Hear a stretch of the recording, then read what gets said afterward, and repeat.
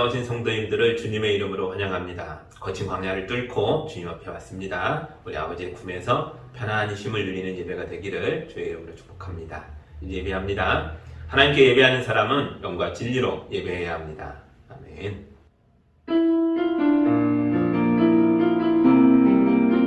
사랑의 하나님 아버지, 목자가 양떼를 시냇가로 인도하는 것처럼 우리를 거룩한 예배로 인도하셔서 생수를 먹여주시니 감사합니다. 거룩하고 복된 주일, 온전한 마음으로 예배하는 성도들을 축복하여 주시옵소서. 우리 인생의 모든 어려움을 잠재워 주시고 주님 품에서 고요히 기쁨과 평안을 누리게 하여 주옵소서. 예수님의 이름으로 기도합니다. 아멘. 우리 한 주간의 삶을 되돌아보며 거룩한 아버지 앞에 왔으나 아버지 앞에 서기에 부끄러운 것들, 숨겨놨던 것들, 감히 우리 안에 하나님 앞에 서기에 두려움으로 가득 차 있던 것들을 이 시간 다 고백할 때 주께서 용서해 주실 줄 믿습니다. 함께 기도합니다.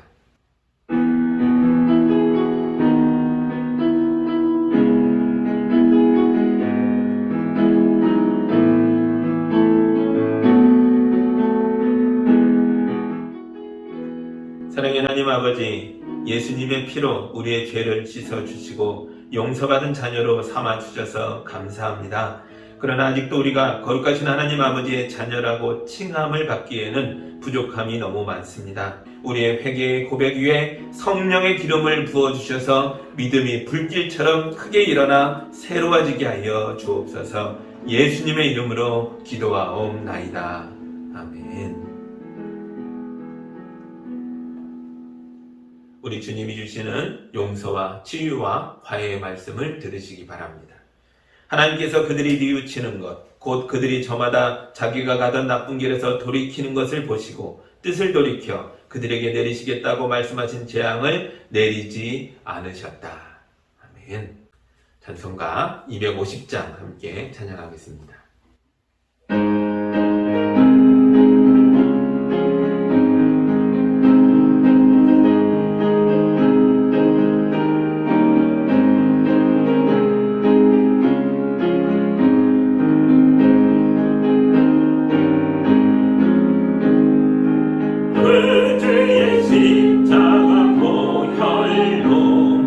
죄 씻음 받기를 원하는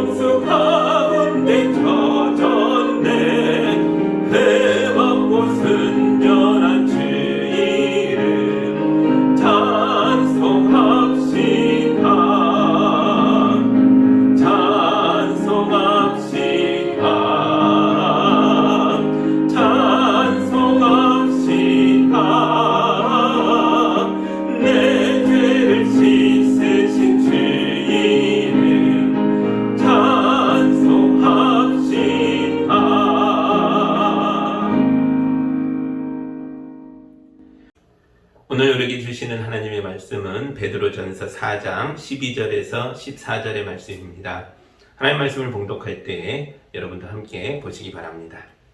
사랑하는 여러분, 여러분을 시험하려고 시련의 불길이 여러분 가운데 일어나더라도 무슨 이상한 일이나 생긴 것처럼 놀라지 마십시오. 그만큼 여러분은 그리스도의 고난에 동참하는 것이니 기뻐하십시오. 그러면 그의 영광이 나타날 때 여러분은 또한 기뻐 뛰며 즐거워하게 될 것입니다. 여러분이 그리스도의 이름으로 모욕을 당하면 복이 있습니다. 영광의 영, 곧 하나님의 영이 여러분 위에 머물러 계시기 때문입니다. 아멘. 잠깐 기도합니다. 사랑하는 하나님 아버지, 고난 많은 이 세상에서 고난의 의미를 깨닫고 기뻐하며 즐거워할 수 있도록 주님이 인도하는 말씀을 읽었습니다. 이 말씀을 깊이 묵상하고 생각할 때 우리 삶의 문제들이 해석되게 하시고 하나님의 은혜가 넘치는 삶으로 변화될 수 있도록 인도하여 주옵소서. 예수님의 이름으로 기도합니다. 아멘. 옛날에 중국의 어떤 왕이 나라의 모든 학자들을 불러다 놓고 인류의 역사를 기록해오라 라는 명령을 줬습니다. 학자들이 모여 밤새 연구하고 몇 날 며칠 고민해서 자기들이 아는 지식을 다 동원하여 인류의 역사를 기록했더니 그 정성껏 기록한 책들이 소가 끄는 수레로 무려 100대 분량이나 되었습니다. 왕이 그 책을 보고 기가 막혀서 야, 내가 이걸 어떻게 다 읽냐? 한 권으로 줄여와라 했거든요. 그래서 또 학자들이 모여서 짧게 요약하고 애를 써서 한 권으로 가져왔지만 이 책도 너무 두꺼워서 읽을 수가 없었습니다. 왕이 실망을 하자 학자들이 또 모여 밤새 고민하고 의논한 다음에 인류의 역사를 종이 한 장에 적어서 가져왔습니다. 왕이 그 종이를 착 펼쳐보니 괴로울 고자 딱 한 자만 써 있었다는 거죠. 괴롭고 괴로운 게 인류의 역사라는 거죠. 한평생 행복하게 사는 사람들이 몇이나 있겠습니까? 잠깐 행복할 수는 있으나 곧바로 낙심하고 좌절하는 일들이 계속 생겨나는 게 우리 인생의 이야기입니다. 오늘 말씀에서 베드로 사도는 교회 안에서도 교인들 가운데서도 고난이 있다라고 말합니다. 12절입니다. 사랑하는 여러분, 여러분을 시험하려고 시련의 불길이 여러분 가운데 일어나더라도 무슨 이상한 일이나 생긴 것처럼 놀라지 마십시오. 아멘. 이 세상 사람 모두가 고난을 겪습니다. 그런데 왜 우리 그리스도인들은 고난이 생기면 무슨 이상한 일이나 생긴 것처럼 놀라는 걸까요? 왜냐하면 우리는 예수님을 믿고 있고 하나님의 자녀가 됐기 때문입니다. 우리 하나님은 전능하시고 거룩하셔서 세상 만물을 다스리시는 절대자이십니다. 세상의 어떤 권력자도 하나님을 거역할 수 없습니다. 그러므로 하나님의 자녀인 우리도 안전할 것이라는 믿음이 우리 안에 있는 거죠. 하나님 믿고 있는데, 교회 다니고 있는데, 기도하는데 왜 고난이 있을까? 놀라고 이상하게 느껴지는 거죠. 예전에 제가 전도사 시절일 때인데요. 어떤 할머니 권사님이 자기 차량으로 교회 앞에 있는 가게를 밀고 들어간 사건이 있었습니다. 사고가 났다는 소식을 듣고 제가 뛰쳐나가서 현장을 살펴보았는데요. 다행히 사람은 다치지 않았습니다. 그때 권사님이 저보고 그러는 거예요. 전도사님, 저는 운전할 때마다 안전 운행을 해달라고 기도합니다.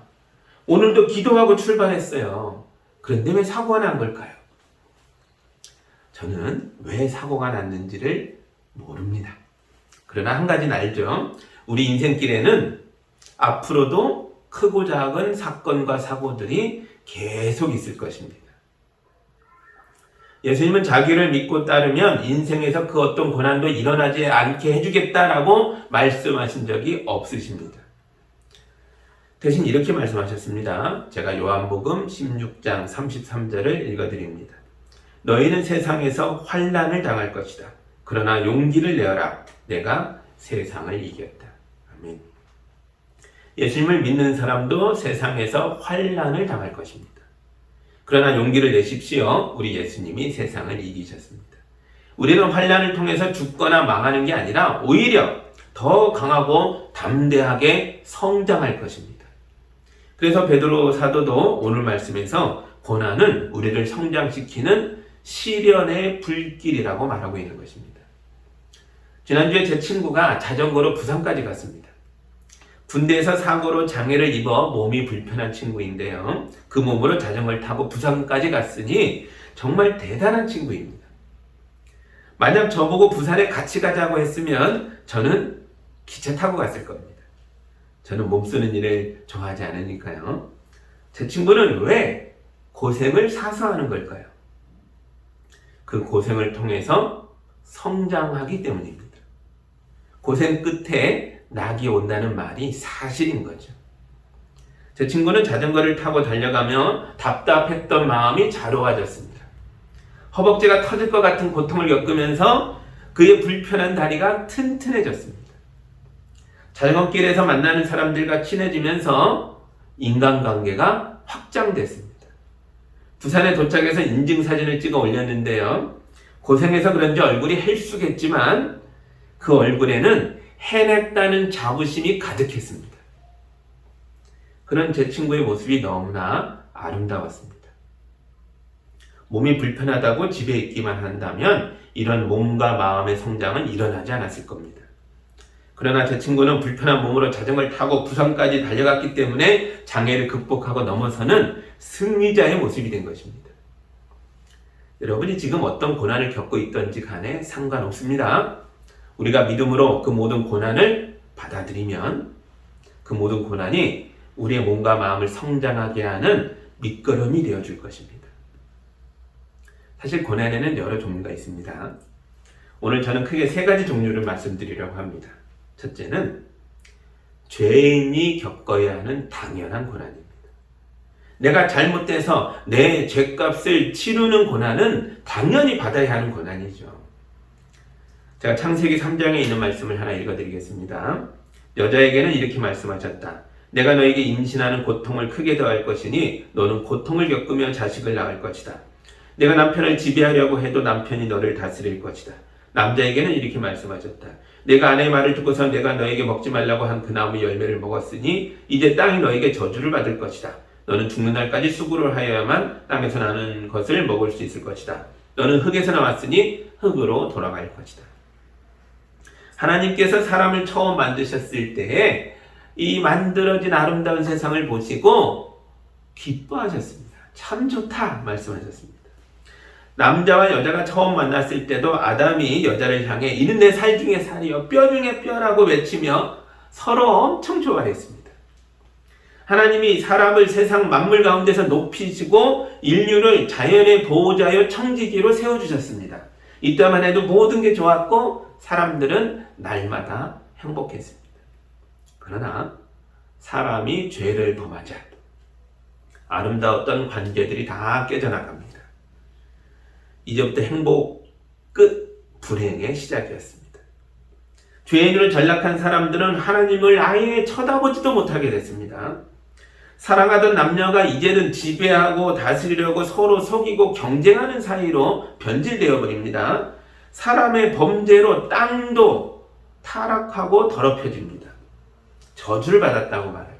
사람으로 인하여 저주받은 더러워진 땅에서 죽는 날까지 수고해야 겨우 목숨 부지할 것이다 라고 창세기에서 선언하고 있습니다. 흙에서 나온 인간이 흙으로 돌아갈 때까지 평생 고난이 끝이 없을 것이다. 이것이 바로 인간의 역사가 고난의 역사가 된 이유를 밝혀주고 있는 성경의 견해입니다.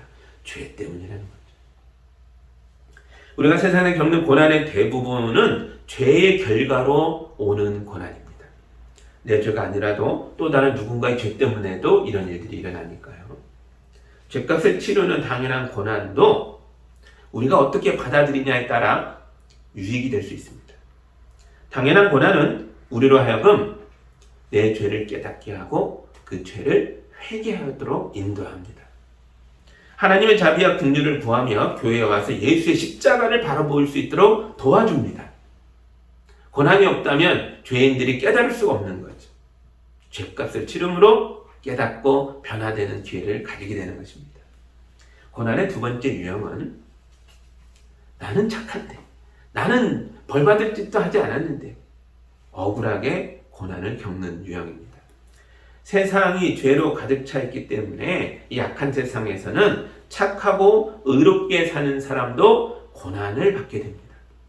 내가 길에서 준법 운전을 하고 안전 운전을 해도 상대방이 음주운전을 하고 난폭운전을 해서 달려든다면 착한 사람도 억울하게 사고를 당할 수 있는 거죠. 성경에서는 그런 인물들이 많이 나오는데요. 대표적으로 요셉이 그렇습니다. 요셉은 어릴 때부터 착한 아이였습니다. 그러나 요셉만큼 고난을 받은 사람이 또 없을 정도로 대단히 어려운 인생을 힘겹게 살아냅니다. 요셉이 받은 고난은 자기 죄 때문이 아닙니다. 형들에게 미움을 받아 노예로 팔렸잖아요. 무엇 때문입니까?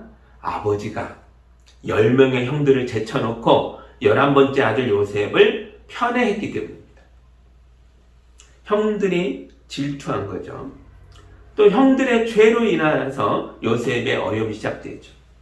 못된 형들이 요셉을 죽이려다가 차마 죽이지는 못하고 노예로 이집트에 보내버린 거죠. 어린 노예를 향해서 음욕을 품어 뜻을 이루지 못하자 강간범으로 보라 감옥에 쳐넣은 여주인의 사건도 발생합니다. 요셉이 여기서 무슨 잘못을 했습니까? 아무 죄가 없습니다. 억울하게 감옥까지 들어갑니다. 다른 사람들의 죄 때문에, 아버지의 죄, 형들의 죄, 여주인의 죄 때문에 착하고 의롭고 경건하기까지 했던 요셉이 억울하게 고난을 겪은 겁니다. 그런데 요셉은 이런 억울한 고난 속에서도 계속 그의 착함과 의로움과 경건함을 유지했습니다. 그래서 하나님께서 이런 요셉을 통해서 큰 일을 행하십니다. 요셉은 30살에 이집트의 총리가 됐고 극심한 가뭄으로 나라가 망할 위기까지 처했던 이집트를 구원합니다.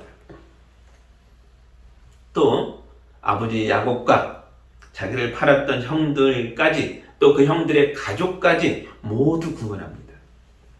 억울한 고난 속에서도 남들과 같이 죄를 짓지 말고 끝까지 여러분의 의로움과 착함과 경건함을 유지하십시오. 하나님께서는 이런 사람들을 들어서 화해와 평화의 도구로 사용하십니다. 이제 마지막으로 세 번째 고난의 유형을 말씀드릴 텐데요. 이 고난은 예수님과 함께 받는 거룩한 고난입니다. 베드로 사도는 이 거룩한 고난에 대해서 이렇게 설명합니다. 13절입니다. 그만큼 여러분은 그리스도의 고난에 동참하는 것이니 기뻐하십시오. 그러면 그의 영광이 나타날 때 여러분은 또한 기뻐 뛰며 즐거워하게 될 것입니다. 아멘. 모든 고난은 고통스럽고 어려운 일들입니다. 고난이란 말 뜻 자체가 그런 거 아닙니까? 괴롭고 어렵다 이런 뜻이잖아요. 우리 인생에서 눈물 나도록 아프고 서럽고 억울한 일들이 일어나고 있는데 어떻게 그 고통을 기뻐하며 즐거워할 수 있겠습니까? 지금 베드로 사도는 우리 보고 불가능한 일을 하라고 말하고 있는 거죠. 그런데 그리스도의 고난이 무엇인가를 잘 생각해 보면 베드로의 말을 이해할 수 있게 됩니다. 그리스도의 고난은 십자가의 고난입니다. 예수님이 십자가를 지고 골고다를 오르심으로써 땅에 사는 죄인들에게 구원의 길, 하늘길이 열렸습니다. 장애가 있는 다리로 자전거를 타고 부산까지 간 제 친구의 얼굴에는 기쁨이 가득했습니다. 자기 성취감만으로도 이렇게 기쁘고 즐거운 법입니다. 하물며 그리스도의 고난은 죄인을 용서하고 구원하는 거룩한 고난입니다. 우리가 이런 일에 동참할 수 있다는 것만으로도 우리에게 대단한 영광인 것입니다. 그래서 세례자 요한은 예수님이 세례를 받고자 자기에게 나아오는 것을 보고 주여 저는 당신의 신발끈을 풀어드릴 자격도 없는데 어찌하여 저에게 세례받으러 오십니까? 라고 외쳤습니다. 그때 우리 예수님이 이렇게 말씀하셨습니다. 이제 허락하라. 이 일을 행하여 우리가 하나님의 거룩한 구원의 역사를 이루리라. 아멘. 우리 중에는 예수의 이름 때문에 모욕을 받는 분들도 있습니다. 어떤 집사님이 자기 남편에게 복음을 전하려고 애를 많이 썼는데요. 그러나 이 남편은 집안에 안 좋은 일이 일어날 때마다 집사님을 모욕하고 비웃었습니다. 야, 너 기도한다며. 그런데 왜 이런 일이 일어나냐? 교회 다니는 것들도 별 수 없네. 너 믿음 없는 거 아니야? 너 엉터리지. 이런 모욕을 매일 견뎌야 했습니다. 그러다가 이 남편에게 큰일이 벌어집니다. 붕어판 친구에게 배신을 당해 사업이 다 망했습니다. 재산이 다 날아가서 길거리에 나앉게 생겼습니다. 목숨도 서로 내줄 것 같이 말하던 친구들이 모두 등을 돌립니다.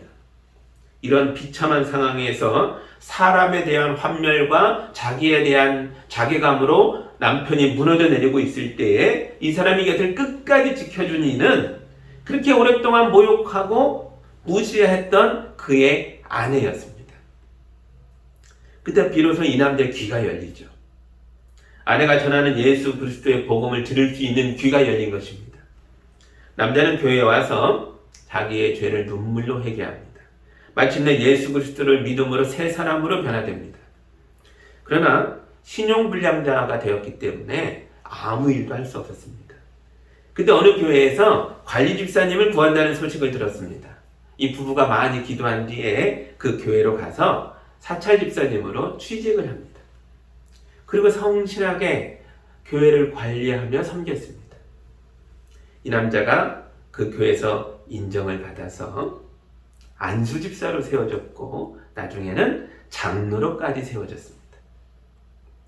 하나님께서 이 가정에 복을 주셨는데요. 매일 교회에서 봉사하며 겸손하게 사는 부모님을 보며 성장한 이 집의 자녀들이 아주 훌륭하게, 아주 믿음의 용사들로 잘 크게 됩니다. 어떤 자녀는 목회자가 되기도 했고 어떤 자녀는 상담학을 공부해서 박사학위도 받고 모두 각자 주어진 자리에서 아름답게 사역하며 살게 됐습니다. 이 가정의 고난이 변하여 축복이 된 것입니다. 이 모든 일의 시작은 이 집안의 여자 집사님이 예수 그리스도의 이름으로 모욕을 당하는 것에서부터였습니다. 이제 14절 보실까요? 여러분이 그리스도의 이름으로 모욕을 당하면 복이 있습니다. 영광의 영, 곧 하나님의 영이 여러분 위에 머물러 계시기 때문입니다. 아멘. 고난을 받지 않으려고 예수님 믿는 게 아닙니다. 예수님을 잘 믿는 사람에게도 고난이 있습니다. 그러나 믿음이 고난을 이깁니다.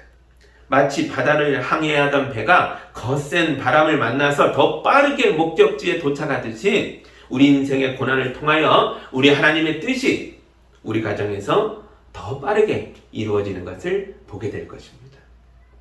여러분에게 죄로 인해서 발생한 고난이 있습니까? 주님의 십자가 앞에서 가슴을 치며 회개하십시오. 그러면 죄인을 용서하시는 주님의 사랑을 통하여 우리는 그 고난을 딛고 일어서서 다시 살아갈 힘과 소망을 얻게 될 것입니다. 여러분에게 타인의 죄로 인하여 발생한 억울한 고난이 있으십니까? 억울한 고난 속에서도 남들과 같이 죄를 짓지 말고 끝까지 여러분의 착함과 의로움과 경건함을 유지하십시오. 그러면 하나님께서 여러분을 들어 화해와 평화의 도구로 아름답게 사용하실 것입니다. 여러분이 예수의 그리스도의 이름으로 모욕을 당하고 계십니까? 기뻐하고 즐거워하십시오. 하늘에서 여러분의 상이 큽니다. 그리고 이 땅에서는 영광의 영, 곧 하나님의 영이 우리 위에 머물러 있게 될 것입니다.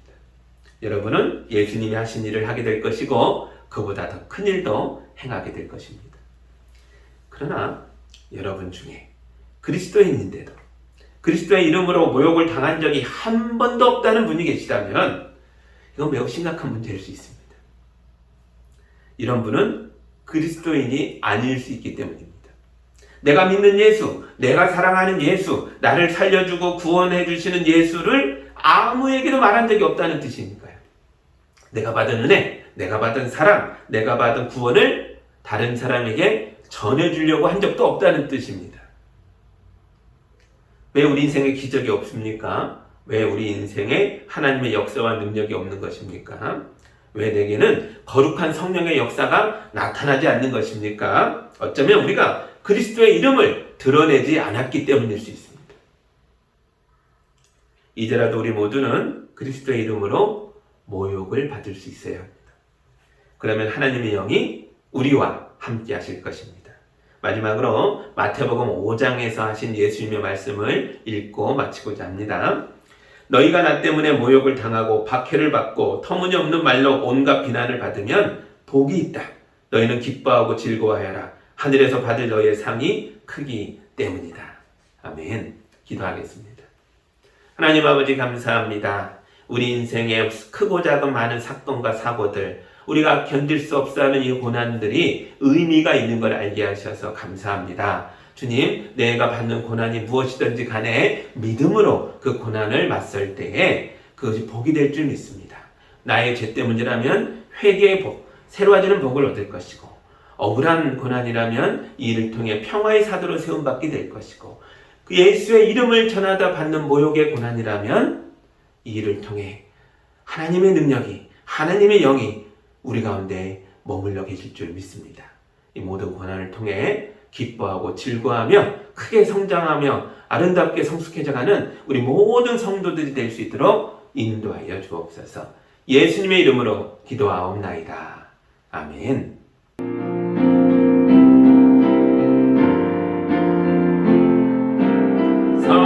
사랑의 나는 있는 곳에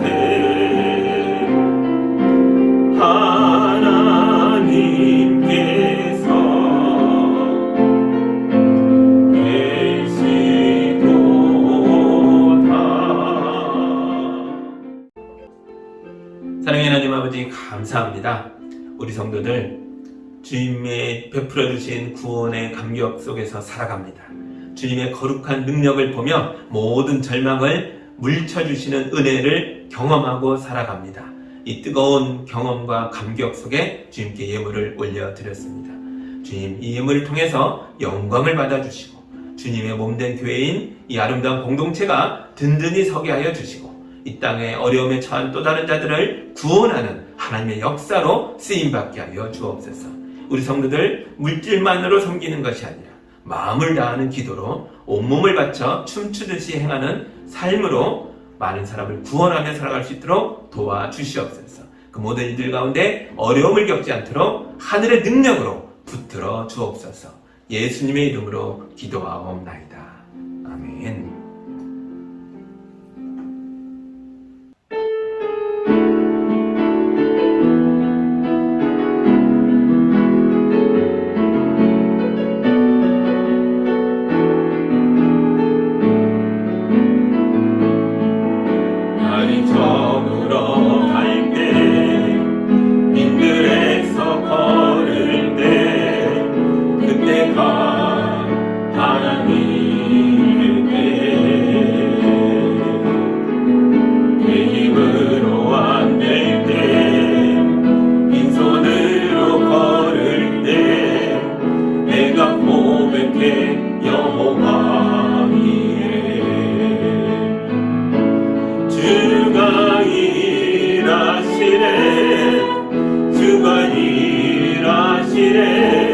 주께 아끼지 않는 자에게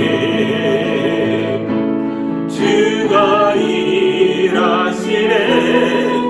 주가 일하시네. 신뢰하며 걷는 자에게 우리 모인 이곳에 주님 함께 계시네. 누리네 아버지 은혜. 적은 떡과 물고기 내 모든 걸 드릴 때 모두 고백해 여호와 이래. 주가 일하시네. 주가 일하시네. 주께 아끼지 않는 자에게 주가 일하시네. 주가 일하시네. 신뢰하며 걷는 자에게 주가 일하시네. 주가 일하시네. 주께 아끼지 않는 자에게 주가 일하시네. 주가 일하시네. 신뢰하며 걷는 자에게